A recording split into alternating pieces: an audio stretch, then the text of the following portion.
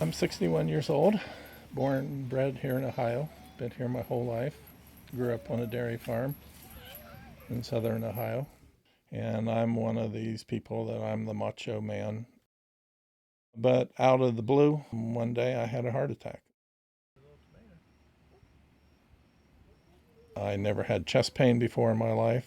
I didn't really have shortness of breath going up and down stair steps any more than the average person.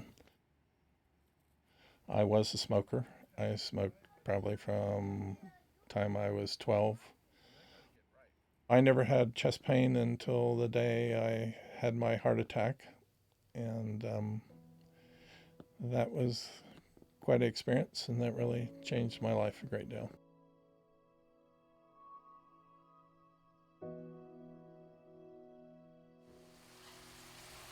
When Jolly had his first heart attack, before I had to go back to work, um, we talked about it, is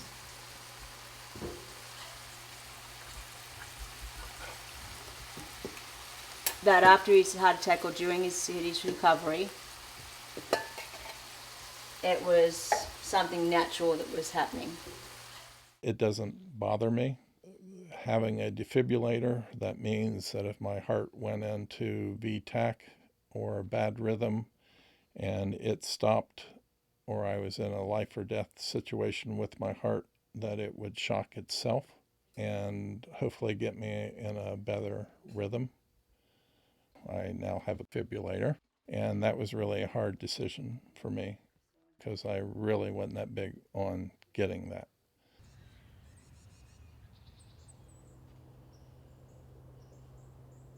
Wanted him to have the defibrillator so he'd have a chance. Because I love him and I will care for him. I want to have him as long as I can. And I need him. It seems to me like things are more rushed. I feel like I've got more things I need to get done in a shorter period of time. I think I spoke once before where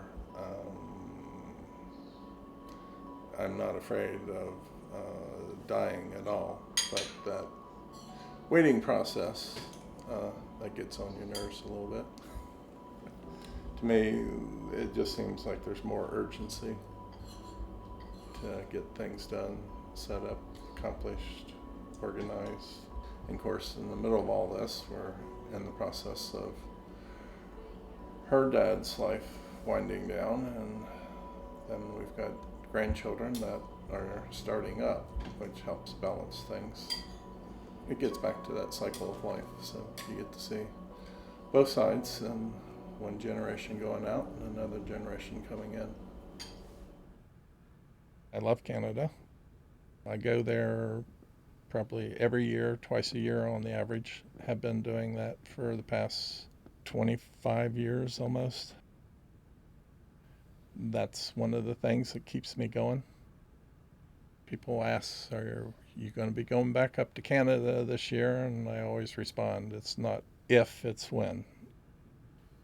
It was interesting with the first heart attack, having pain and them putting the catheter, run it through your groin up into your heart. And not only is your chest killing you and you're rocking back and forth with the pain, but you've got something being jabbed through your arteries and veins and trying to make curves or corners that it seems like they can't get fit. And you're wondering, when are you ever going to get done? And then waking up in your room and hearing the beep, beep, beep, and looking at the monitor. When I did come back to consciousness afterwards, you do this look at your life.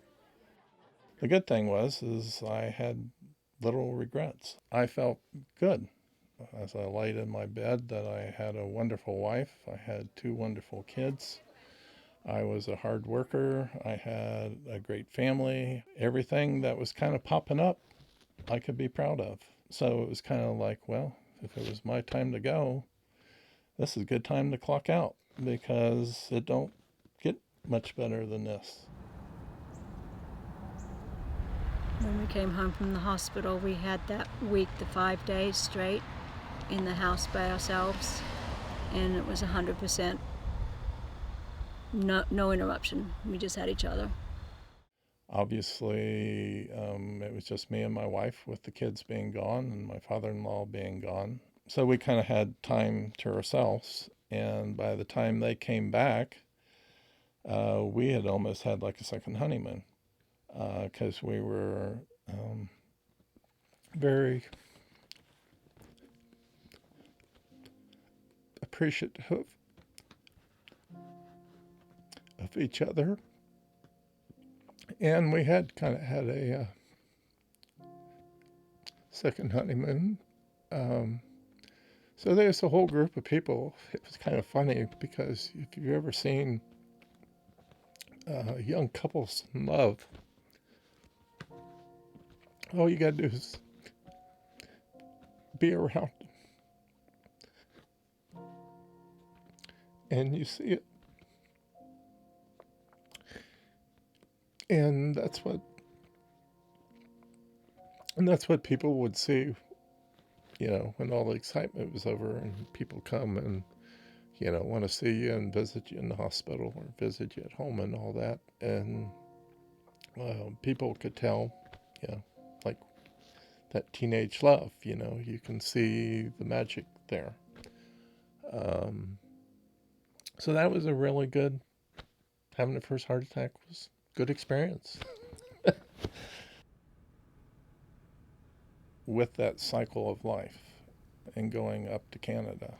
When I do die, which we all will at some point, that's where I would like to end up. And I will